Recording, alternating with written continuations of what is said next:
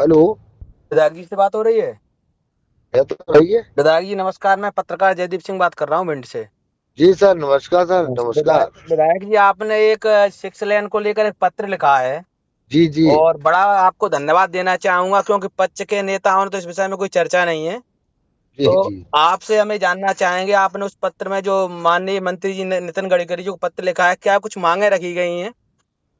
मांगे यही रखी है कि हमारी ग्वालियर भिंड इटावा जी जो हाईवे है ना, उसमें दिन प्रतिदिन दुर्घटना हो रही है। गले हुआ की मौतें हो चुकी, महीने में 40-40 लोगों की मौत होती है। जी जी तो इसका लोगों को जब चुनाव आते हैं जी तब ये घोषणा करते हैं, और इन्हें घोषणा भी करी है पहले कि इसको 6 लाइन बनवाएंगे। जी जी। जब इटावा जब अपनी चम्बल पुल का जब भूमि पूजन हुआ है, हम्म।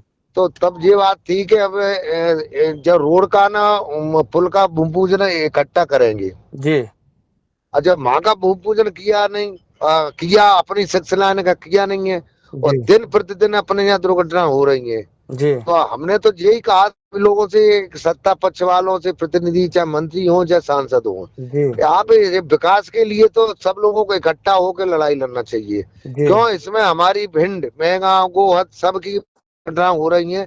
कई कई घर के तो 7-7 लोग गए। जी आपके भिंड में गांधी भवानीपुरा में एक दिन में 7 लोग गए। जी। बिल्कुल बिल्कुल। हाँ। और बिरखड़ी पे हमारी गोद पे माल पर दिन प्रतिदिन घटनाओं गऊ गऊ ही जा रही हैं। कई गऊओं की हत्या हो रही है दिन प्रतिदिन। तो इसलिए हम सबको चिंता है। इस जी रोड की हमने मांग करी है। और जी। ये रोड नहीं तो टोल नहीं। विधायक जी, सड़कों पर आज संतों का उतरना बेहद ही क्षेत्र के लिए या देश के लिए शर्मनाक है, क्योंकि एक सड़क बनवाने के लिए संत जो है सड़क पर उतर रहे हैं, और पक्ष इस समय जो सत्ता पक्ष है वो शांत बना हुआ है। तो इस इसको लेकर आप क्या कहना चाहेंगे, क्योंकि संतों को सड़क पर उतरना ये अच्छा संदेश नहीं है। संतों का इसलिए उतरना पड़ा है इनको कि एक तो जनता तो युवा तो हो ही रहे हैं एक्सीडेंट।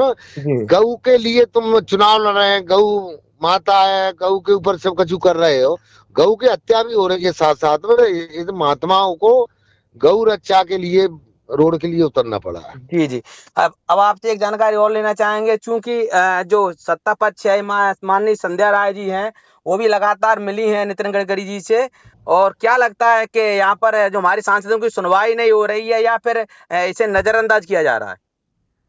नजरअंदाज किया जा रहा। हमारा सोच तो यही है। संध्या राय 6 वर्षों से कह रही है कि इसको स्वीकृत तो हो चुकी है। नहीं, ये लगातार लगातार वो जो नितिन गडकरी जी से मिल भी रही हैं, तो क्या लगता है कि इनकी सुनवाई नहीं अरे हो रही? हम तो सुनवाई का, हम तो अब भी सांसद है, वे लड़ाई लड़ रही। मैं कह रहा हूँ जी उनको जी। हम धन्यवाद देना चाह रहे हैं कि बिल्कुल। भी हर बार लड़ाई लड़ रही हो, जा रहे सीएम से मिल रही हैं, प्रधानमंत्री से मिल रही हैं, ज्योतिरादित्य सिंधिया से मिल रही हैं। उसके बावजूद हम तो अपने प्रतिनिधि जिले के जो हमारे मंत्री हैं, विधायक हैं, जी। सत्ता पक्ष के, उनसे भी कहना है उनका सहयोग करें, अपनी लड़ाई भिंड की लड़ाई लड़े अपनी।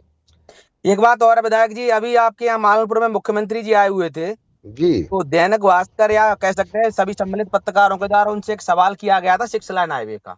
जी। तो आपने जवाब मुख्यमंत्री जी का सुना होगा, क्या था?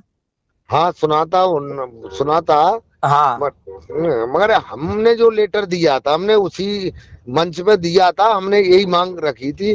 तुमने हमको तो आश्वासन दिया था कि हम इस प्रस्ताव को दिल्ली अपनी जी। मांग करेंगे। अगर अगर आपकी मांगे पूरी नहीं होती हैं तो आपकी पार्टी क्या करेगी?